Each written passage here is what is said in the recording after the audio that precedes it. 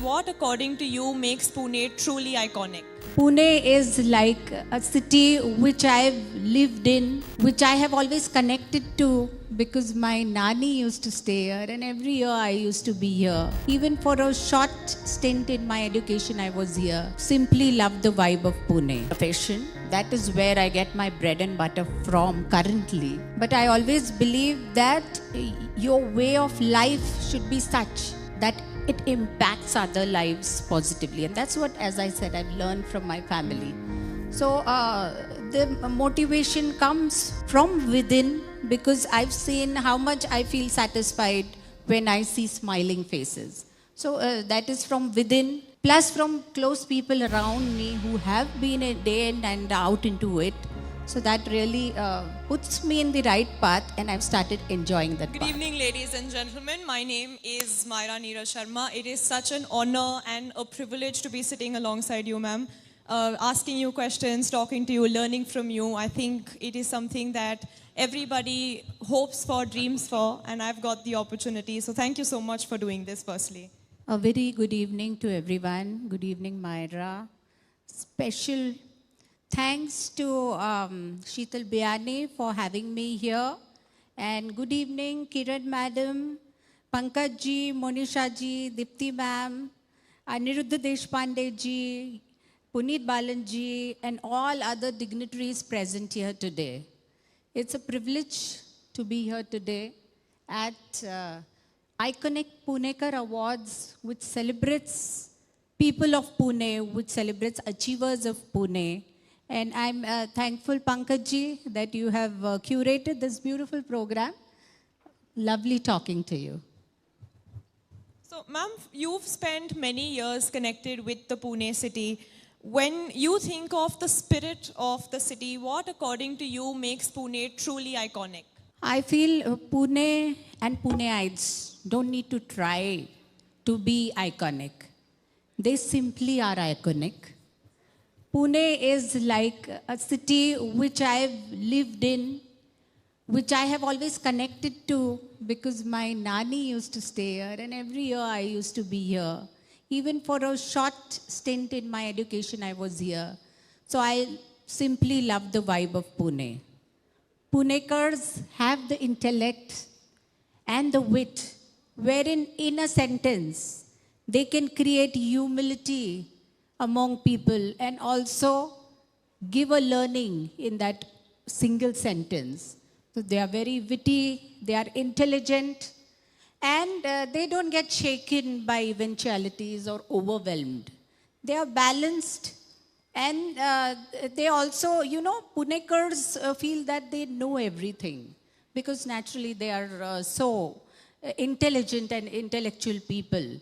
Even, a Pune rickshaw driver, he would have an opinion about the latest economic situation and he would mostly be right. So I think so Punekars have the opinion, they believe in themselves, and they are the best people who have a beautiful blend of culture and modernism all put together. That's so true. I think you describe being an icon so perfectly. And just the way you described it, in every sense of the word, you are an absolute icon. So, and every icon has somebody that they look up to, somebody that they have always maybe learned from, someone that they've seen do some things that, again, are very iconic. So who has been that person for you, your icon? I have always said this when I've been asked this question, that it is from within the family that I get inspiration.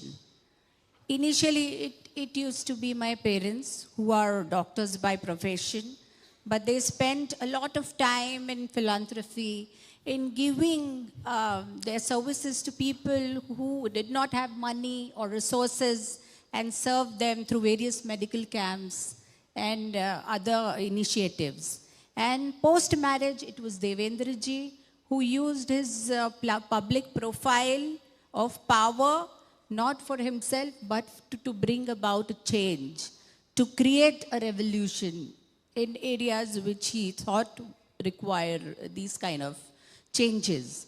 So I think so it was within the family that I learned that what Mahatma Gandhi ji said, it was a testament within the family that you should give yourself off to the service of mankind to find yourself. And that's what I believe in. Lovely. I'm definitely going to go off script for a minute. I do have to ask, between you and Devendraji, who is the more, who can handle a pressure situation better? Because you've both been in very, very intense jobs. I think so. Professionally, he can handle pressure better because he has been through ups and downs since he was a child. Since he was 16, I think so that at that age he lost his father, and then he had to take it all over from there. So he has seen many eventualities in life at a very, very early age. So I think so in terms of professional pressure or pressure outside the house wherein you are required to perform under pressure, I think so that's him. I must agree that. Right. So, ma'am, you've worn many hats. You've worn a hat of an artist, a banker, a social contributor, a public figure. The list can go on, but we'll be here all night then. So, what drives you to stay committed apart from what you do professionally? How do you manage all these hats? So I'm a banker by profession. That is where I get my bread and butter from currently. But I always believe that your way of life should be such that it impacts other lives positively. And that's what, as I said, I've learned from my family. So the motivation comes from within because I've seen how much I feel satisfied when I see smiling faces.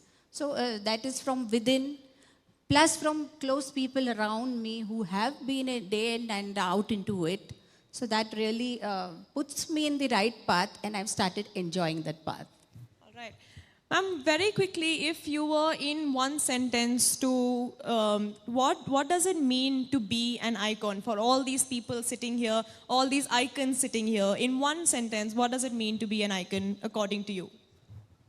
I feel a real icon, a true icon, has to be someone who feels that he or she has given 100% to his or her own commitments, and also towards her commitments, his commitments towards the society.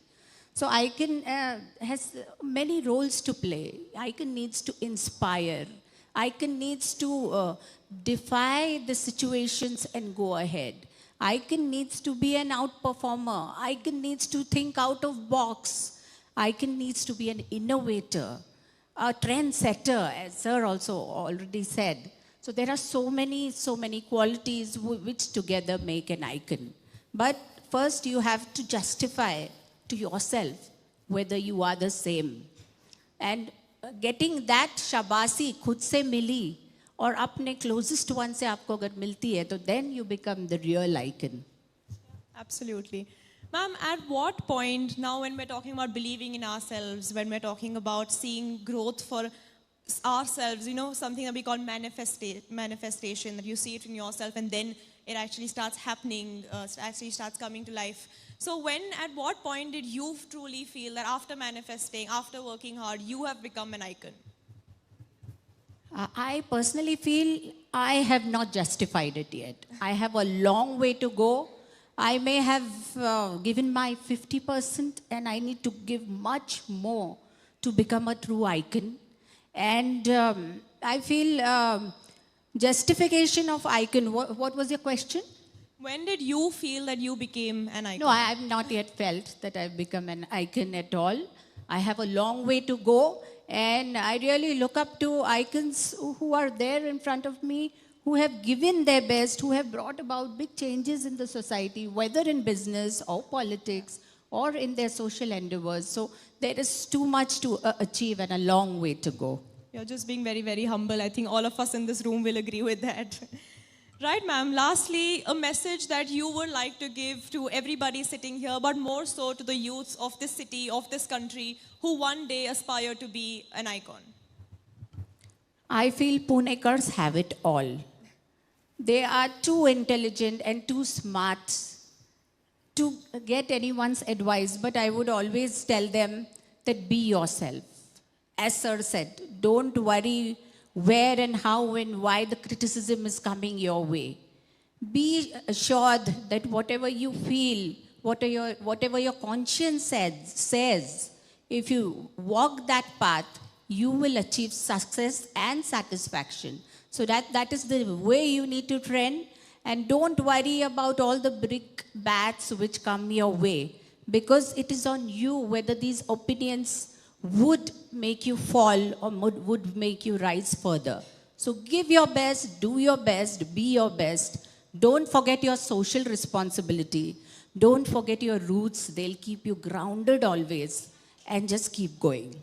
Lovely, ma'am. Thank you so much. It was such an honor speaking to you today. Thank you so much.